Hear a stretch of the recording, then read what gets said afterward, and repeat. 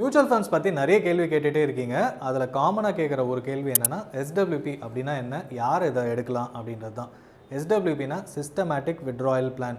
அதாவது mutual ஃபண்ட்ஸில் லம்சமாக investment பண்ணிவிட்டு மாதம் எனக்கு ரெகுலர் ரிட்டர்ன்ஸ் வேணும் அப்படின்றதுக்காக பண்ணுற ஒரு ஆக்டிவிட்டி தான் எஸ்டபிள்யூபி. எஸ்ஐபினா மாதம் நீங்கள் பணத்தை போட போகிறீங்க. அது வந்து மொத்தமாக லம்சமாக சேரும். எஸ்டபிள்யூபினா லம்சமாக ஒரு 1 லட்ச ரூபா போடுறீங்கன்னா 8% வரைக்கும் வருஷத்துக்கு 7 to 8% மேக்ஸிமம் எடுக்கலாம். அப்போது என்னென்னா, நீங்கள் போடுற ஈக்விட்டி ஃபண்ட் மேக்ஸிமம் டபுள் ஆகும். அதாவது 12 to 15% இன்க்ரீஸ் ஆகும்.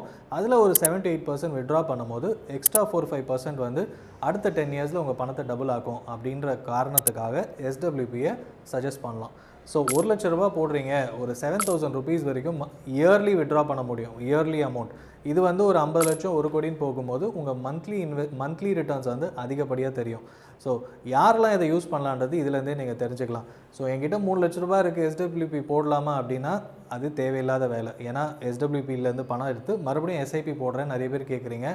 அது வந்து குடோன்லேருந்து ஒரு மூட்டை எடுத்து இன்னொரு மூட்டை மாற்றி வைக்கிற கணக்கில் தான் வரும்.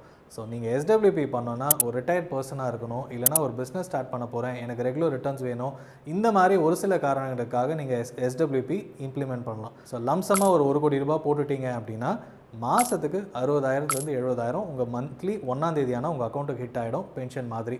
அது மட்டும் இல்லாமல் அடுத்த 10 வருஷத்தில் இந்த 1 கோடியும் கிட்டத்தட்ட 1.5லேருந்து 2 கோடி ஆகிறதுக்கான வாய்ப்புகள் இருக்குது. நீங்கள் சரியான ஃபண்டை சூஸ் பண்ணணும். உங்களுக்கு இதை பற்றி இன்னும் நிறைய இன்ஃபர்மேஷன் தெரிஞ்சுக்கிட்டு இன்வெஸ்ட்மெண்ட் பண்ணணும்னு நினைக்கிறீங்கன்னா டிஸ்கிரிப்ஷனில் இருக்க கூகுள் ஃபார்மை சப்மிட் பண்ணுங்கள்.